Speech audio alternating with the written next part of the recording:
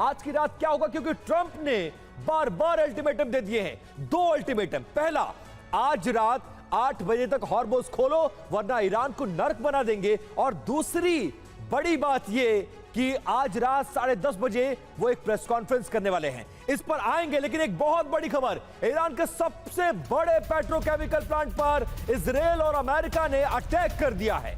Israeli रक्षा मंत्री quotes ने बाकायदा इसकी जिम्मेदारी लिया और यह दावा किया है South Pars gas UEM Jaipur एक आदर्श लक्ष्य है। भावी छात्रों के लिए अच्छी नौकरी, भविष्य के लिए तैयार कौशल के साथ अच्छी शिक्षा पर यह भीषण हमला हुआ है। आपको बता दें कि यह दूसरा हमला है इसी प्लांट पर। जब पहली बार हमला हुआ था तो कतर के सबसे बड़ी रिफाइनरी पर हमला करके ईरान ने बदला ले लिया था और ईरान का 85% पेट्रोकेमिकल उत्पादन इस प्लांट पर हमला करने के बाद ठप हो गया है।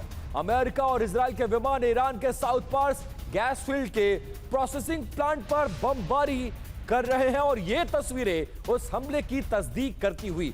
बाकायदा इजरायली रक्षा मंत्री ने इस हमले पर अपनी प्रतिक्रिया गौरव व्यक्त की है। बिल्कुल, ये तस्वीरें हम आपको दिखा रहे हैं। देखिए, ये पुरानी तस्वीरें हैं लेकिन ये साउथ पार्स गैस फील्ड की ही तस्वीरें हैं। यहां इससे पहले भी हमला हो चुका था, एक बार फिर से हमला हुआ है। और आप समझिए, ईरान इस वॉर के बीच भी अगर अपना पेट्रोकेमिकल बिजनेस चालू रखे हुए था तो उसका सबसे बड़ा कारण था कि ये गैस फील्ड चल रहा था। लेकिन अब ईरान के इस फील्ड पर, पार्स गैस फील्ड पर इजराइल ने और अमेरिका ने भयंकर बमबारी की है और उसके बाद यहां 85% काम ठप हो गया है। वैसे ही ईरान एक बड़ी आर्थिक कमजोरी से जूझ रहा है, कमर टूट चुकी है उसकी अर्थव्यवस्था की। इन हमलों ने और उसको चकनाचूर कर दिया है।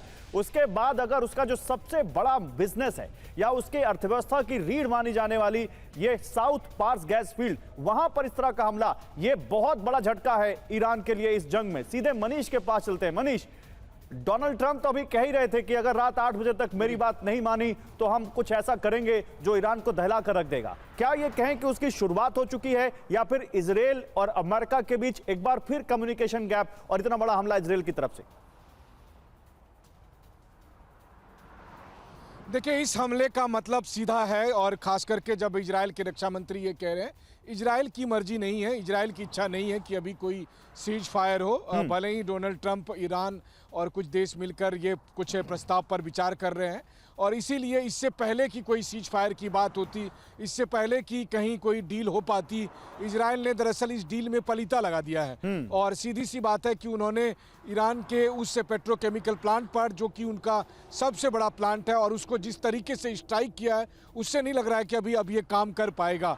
और कुल मिलाकर देखा जाए तो 50% आउटपुट यहीं से होता था और इससे पहले जो दूसरा प्लांट पर अटैक किया था तो कुल मिलाकर 85% आउटपुट जो होता उसको अब पूरी तरह से डिस्ट्रॉय कर दिया है। तो ये दरअसल ईरान को चिढ़ाने के लिए किया गया है ताकि ईरान इतना नाराज हो जाए कि वो प्रेसिडेंट ट्रंप को मना कर दे। और उसके बाद फिर जब डील नहीं होगी तब तो प्रेसिडेंट ट्रंप फिर अमेरिका के भी फाइटर जेट को कहेंगे कि चलो तब तुम भी इजराइल को फॉलो करो। अब आप देखिए, यहाँ पर सीधा 3 स्टेक होल्डर है। हम अमेरिका और इजराइल को एक साथ कहते हैं, लेकिन कई रणनीतिक मामलों में इजराइल एकदम अलग चलता है। वो नहीं चाहता है कि अभी बीच जंग में युद्ध नहीं। मनीष, एक जानकारी और दीजिए। मनीष, एक जानकारी और दीजिए पहले कि कहीं कोई बात। अच्छा मनीष, आ रहे हैं आपके पास। देखिए, एक बड़ी खबर आ रही है और इजरायली रक्षा मंत्री ने ईरानी ऊर्जा केंद्र पर हमले का ऐलान किया है, जो आप कह रहे थे।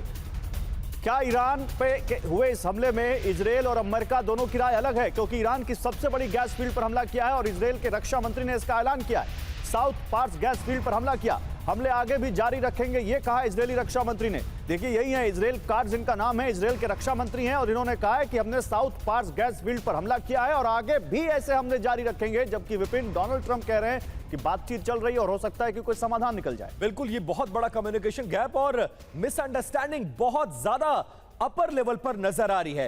मनीष, इसी बात का आप जिक्र कर रहे थे। इजराइल चाहता है युद्ध बेशक उसकी मर्जी से शुरू हुआ हो, लेकिन जब तक वो ना चाहे युद्ध को ना खत्म किया जाए। लेकिन दुनिया पर जो दबाव बढ़ रहा है, गैस का संकट, इसके अलावा तेल का संकट, तेल के दामों में उछाल, तमाम दुनिया के देश जूझ रहे हैं। उसको लेकर अमेरिका यह चाहता है कि बीच का रास्ता निकल जाए और सेफ एग्जिट मिल जाए। लेकिन अब क्या होगा?